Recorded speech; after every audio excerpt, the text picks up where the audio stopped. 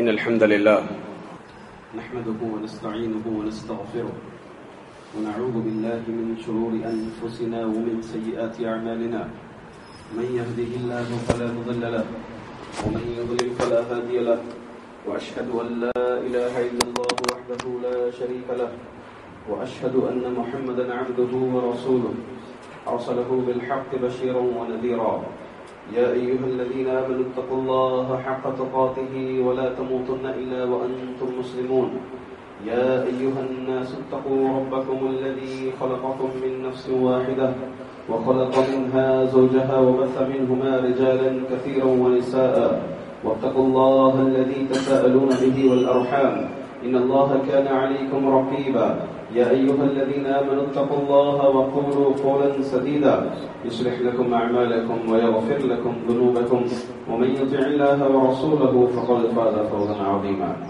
أما بعد فإن خير الحديث كتاب الله وخير الهدي هدي محمد صلى الله عليه وسلم وشر الأمور محدثاتها وكل محدثة بدعة وكل بدعة ضلالة وكل ضلالة في النار أعوذ بالله من الشيطان الرجيم بسم الله الرحمن الرحيم قاف والقرآن المجيد بل عجبوا أن جاءهم منذر منهم فقال الكافرون هذا شيء عجيب أإذا متنا وكنا ترابا ذلك رجع بعيد قد علمنا ما تنقص الأرض منهم وعندنا كتاب حفيظ بل كذبوا بالحق لما جاءهم فهم في أمر مريج أفلم ينظروا إلى السماء فوقهم كيف بنيناها وزيناها وما لها من فروج والأرض مددناها وألقينا فيها رواسي وأنبتنا فيها من كل زوج بهيج تبصرة وذكرى لكل عبد منيب ونزلنا من السماء ماء مباركا فأنبتنا به جنات وحب الحصيد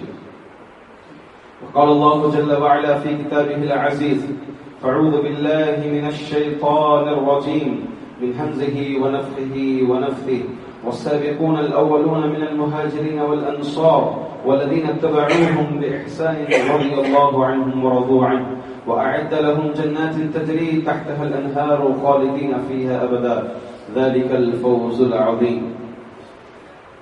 تمام تعریفیں بزرگی بڑائی ایک اللہ وحدہ لا شریک کے لیے لائق اور زیبا ہے جو ہم تمام کا پالنہار ہے، جس نے ہمیں صحابہ کا طریقہ، صحابہ کا منہج عطا فرمایا ہے. اس کے بعد بے شمار انگنت لامحدود درود السلام ہو آخری نبی محمد مصطفیٰ صلی اللہ علیہ وسلم پر، جنہوں نے اس امت کو رہنمائی کی کہ وہ صحابہ کے منہج پر، صحابہ کے طریقے پر قائم دائم رہے. حاضرین، منہج سلف یہ دو ایسے کلمات ہیں جس کا اپنانا، جس کو حاصل کرنا ہر مسلمان پر فرض ہے اور ضروری ہے، ہر انسان پر، اور اسی میں اس کی ہدایت بھی ہے. دنیا کا معاملہ یہ ہے کہ دنیا کی ہر آنے والی چیز، نئی لانچ ہونے والی چیز پہلی چیز سے بہتر ہوتی ہے، جبکہ دین کا معاملہ ایسا نہیں ہے. دین کا معاملہ پرانی چیز جو صحابہ نے کی ہے، صحابہ نے جس کو کیا ہے، وہی چیز جو ہے بہتر ہے اور وہی افضل بھی ہے. یہ منہج سلف دو کلمے ہیں.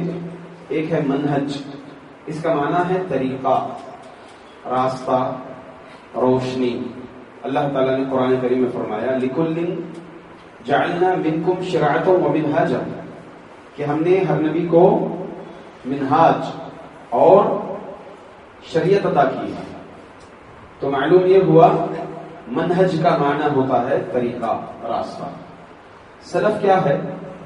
سلف کہتے ہیں کل ما تقدم فهو سلف، ہر وہ چیز جو گزر گئی، یا پھر کل من تقدمک فهو سلف، یا ہر وہ چیز جو تم سے پہلے جو گزرے ان کو کہتے ہیں سلف. یہ ڈکشنری معنی ہو گیا. شریعت میں سلف کس کو کہتے ہیں؟ سلف کہتے ہیں صحابہ، تابعین، تبع تابعین، اور کچھ علماء کرام نے ایک اور زمانہ تبع اتباع تابعین تک اضافہ کیا ہے. اس حدیث کے تھرو سے جس میں نبی کریم صلی اللہ علیہ وسلم نے فرمایا خیر الناس قرنی ثم الذین یلونہم ثم الذین یلونہم، سب سے بہترین زمانہ میرا زمانہ ہے، صحابہ کا زمانہ، اس کے بعد پھر اس کا زمانہ، پھر اس کے بعد کا زمانہ۔ راوی حدیث کہتے ہیں کہ اللہ کے رسول صلی اللہ علیہ وسلم کہنے کے بعد کہ 2 یا 3 کا تذکرہ کیا نہیں معلوم، تو معلوم ہوا کہ سلف سے مراد صحابہ، تابعین، تبع تابعین، اور ان کے بعد والے بھی سلف ہو سکتے ہیں، ان کے بعد والے بھی تبع اتباع تابعین، پھر اس کے بعد آنے والے قریب کے علماء اکرام یا ہمارے موجودہ علماء اکرام، وہ بھی سلف ہو سکتے ہیں۔ علامہ ابن القیم رحمۃ اللہ علیہ، امام البانی رحمۃ اللہ علیہ، امام ابن تیمیہ، شیخ ابن عثیمین، یہ کبار علماء اکرام، اس کے علاوہ بے شمار علماء اکرام، وہ بھی سلف ہو سکتے ہیں، بشرط یہ کہ صحابہ سے، تابعین سے ایسا اختلاف نہ ہو کسی مسئلے پر یا کسی معاملے پر جو ان کا راہ ان کے راستے سے ہٹ جائے۔ اگر صحابہ کے راستے سے ہٹ کر کے کسی کا منہج رہا، کسی کی فکر رہی، تو وہ سلف نہیں ہو سکتا، وہ سلف نہیں ہو سکتا۔ تو میرے کہتے منہج سلف، سلف کا طریقہ، اور جیسا کہ میں نے ذکر کیا کہ اس میں پہلی فہرست میں صحابہ آتے ہیں، صحابہ اکرام رضوان اللہ علیہم اجمعین۔ تو یہ منہج سلف کیا ہمارے لیے ضروری ہے؟ تو ہم کہیں گے کہ ہاں ضروری ہے۔ کیوں ضروری ہے؟ کیونکہ اللہ تعالی کا حکم ہے، اللہ تعالی نے حکم دیا ہے منہج سلف کو اپنانے کی، صحابہ کے طریقے کو اپنانے کی اور صحابہ کے نقش قدم پر چلنے کی۔ دلیل کیا ہے؟ اللہ تعالیٰ فرماتے ہیں والسابقون الاولون من المهاجرين والانصار والذين اتبعوهم باحسان رضي الله عنهم ورضوا عنه۔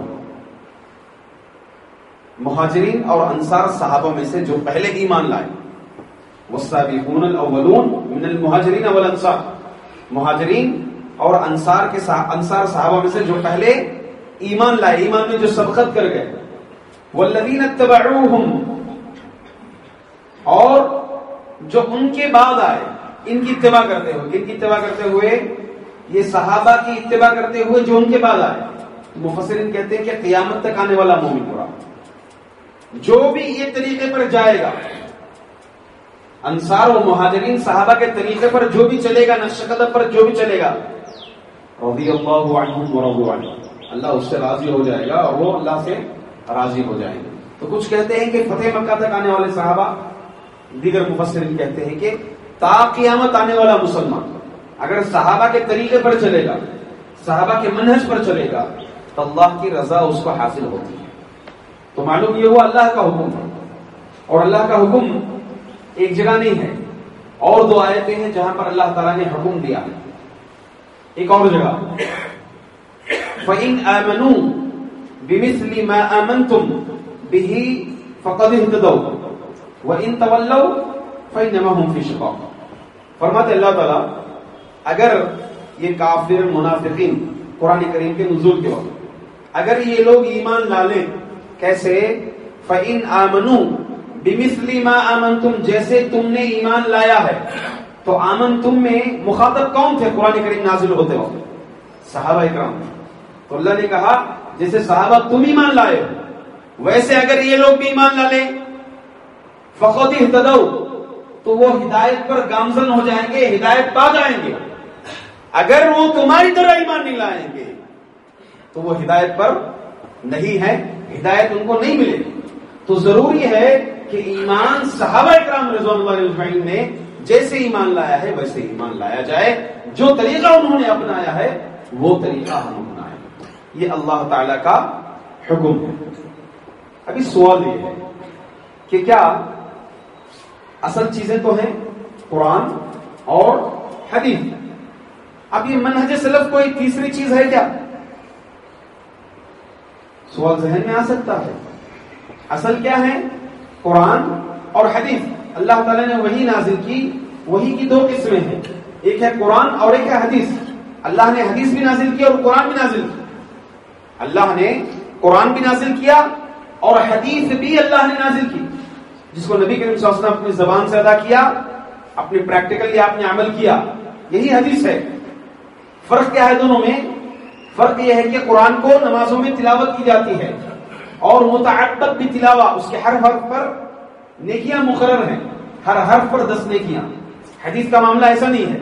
حدیث کا اجر انسان کے حصول کے اعتبار سے مقرر نہیں ہے جیسے قرآن کا مقرر ہے, اور اس کو نماز میں پڑھا جاتا ہے, حدیث کو نہیں پڑھا جاتا ہے. نماز الفاظ اور معانی دونوں اللہ کی طرف سے ہیں قرآن, مگر حدیث معانی اللہ کی طرف سے ہیں, ورڈز الفاظ نبی کریم صلی اللہ علیہ وسلم کے. یہی فرق ہے, اور کچھ فرق ذکر کیے ہیں, یہ اہم فرق میں نے ذکر کیا.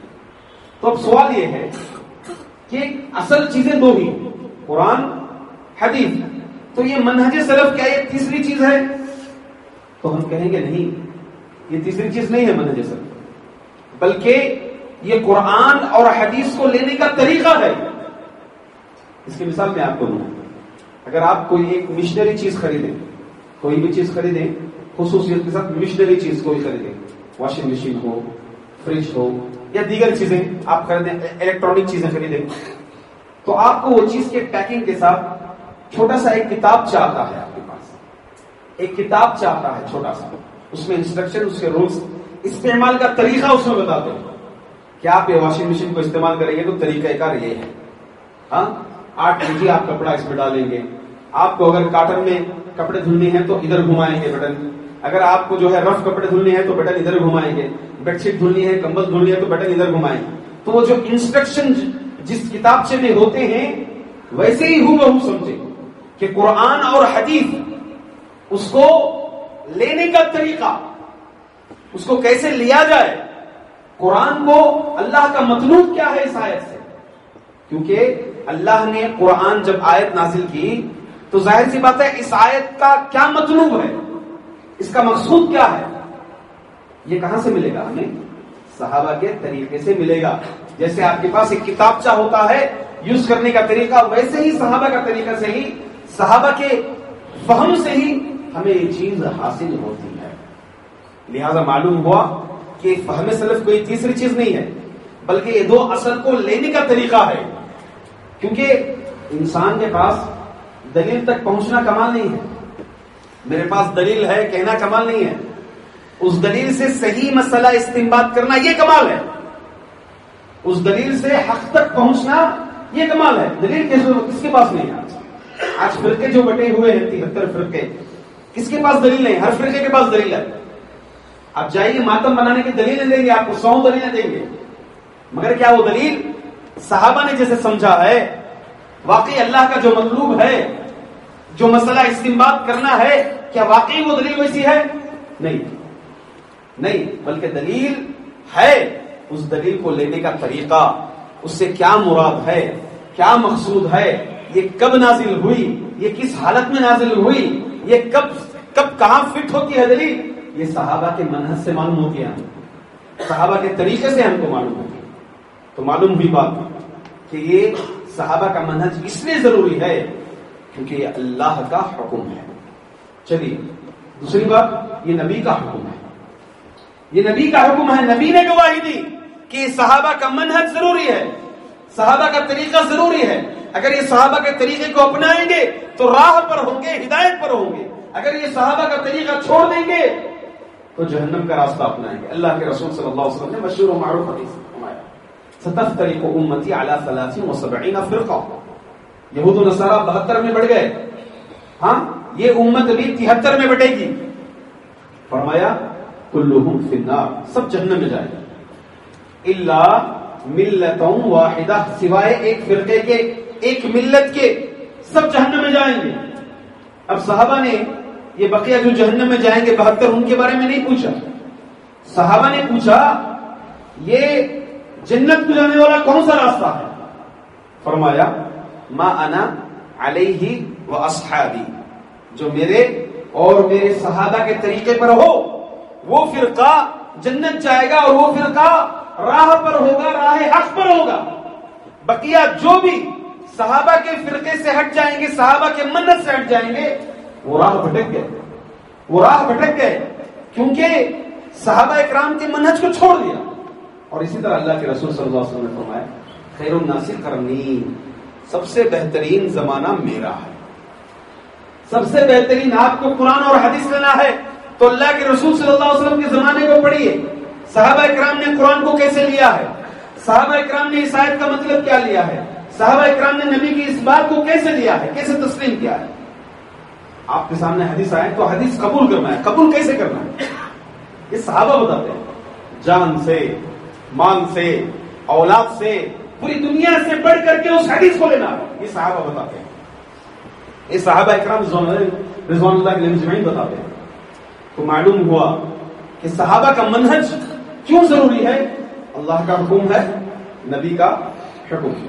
چلیے صحابہ کا منہج کیوں ضروری ہے؟ کیونکہ یہ اللہ کے رسول صلی اللہ علیہ وسلم کے شاگرد ہیں. دنیا میں آدم سے لے کر کے تا قیامت نبی اکرم صلی اللہ علیہ وسلم سے بہتر معلم، استاد، ٹیچر کوئی نہیں، نہ تھا، نہ ہے، نہ آئے گا.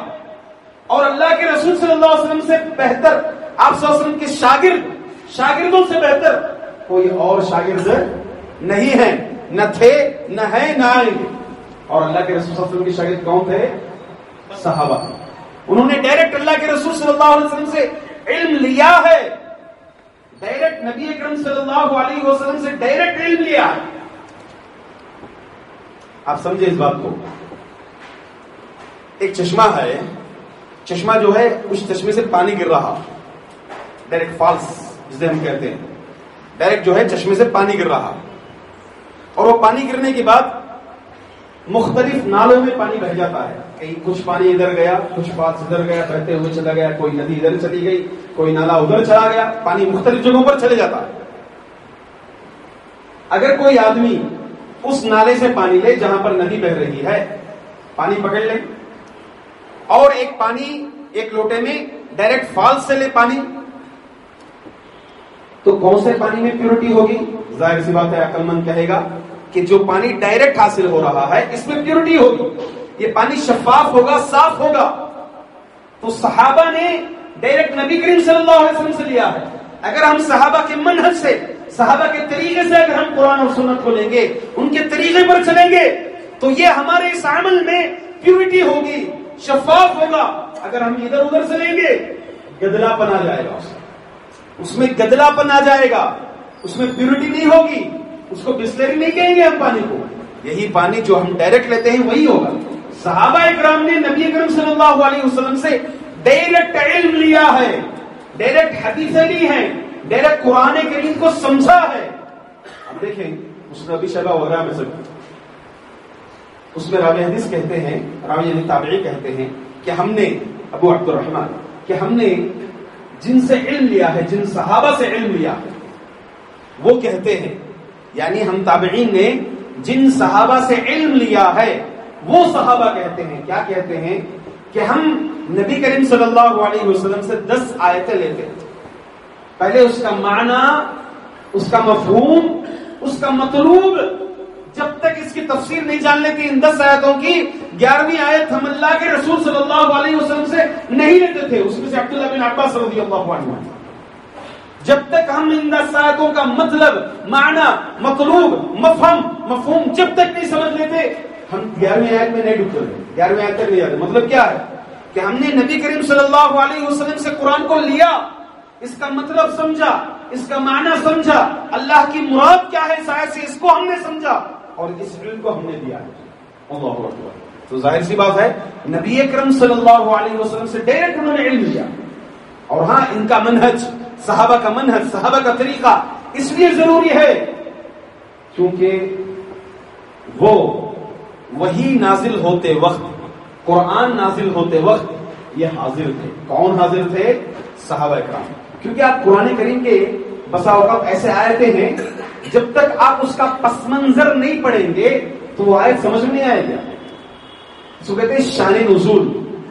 جب تک اس کا بیک گراؤنڈ، یہ جو آیت اللہ تعالیٰ نے نازل فرمائی اس کے پیچھے کیا اسٹوری ہوئی ہے، جب تک آپ نہیں پڑھیں گے تو یہ آیت نہیں سمجھیں گے آپ.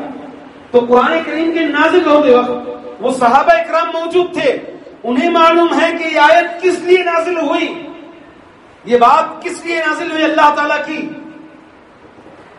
آپ کو بے شمار مثال دوں گا. دیکھیں اللہ کے رسول جیسے ہی قرآن کریم کی آیت نازل ہوئی, وَكُلُوا وَاشْرَبُوا حَتَّى يَتَبَيَّنَ لَكُمُ الْخَيْطُ الْأَبْيَضُ مِنَ الْخَيْطِ الْأَسْوَدِ مِنَ الْفَجْرِ.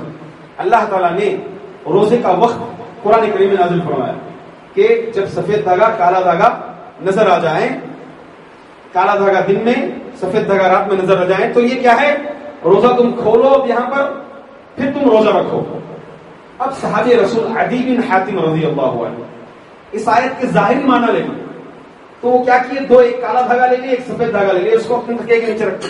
اب دیکھتے ہیں رات میں بھی دونوں نظر آ رہے, دن میں بھی دونوں نظر آ رہے. سمجھ نہیں آئی بات. اللہ کے رسول صلی اللہ علیہ وسلم کے پاس گئے, دیکھیں اللہ کے رسول یہ کالا اور سفید دونوں وقت میں نظر آ رہا ہے. اللہ کے رسول صلی اللہ علیہ وسلم نے مسکرایا. اس کا مطلب یہ نہیں ہے, اس کا مطلب یہ ہے کہ یہاں پر مراد طلوع فجر اور غروب آفتاب ہے. طلوع فجر ہو جائے روزہ شروع کر دو, غروب آفتاب ہو جائے روزہ یہاں پر ختم کر دو. نبی اکرم صلی اللہ علیہ وسلم نے سمجھا. جہاں کہیں صحابہ کو غلطی ہوتی تو اس کا کلیریفیکیشن صحابہ ڈائریکٹ نبی کریم صلی اللہ علیہ وسلم سے کرتے تھے. ایک اور آیت, دمشق جب فتح ہو رہا تھا, قسطنطنیہ, ابو عمران یہ فرماتے ہیں کہ قسطنطنیہ کے جو سپہ سالار تھے عبد الرحمن بن خالد بن ولید, یہ سپہ سالار تھے. کب, یہ بات کے دور کی جب خلافت ہو رہی تھی, بڑھ رہی تھی, اس وقت کی بات.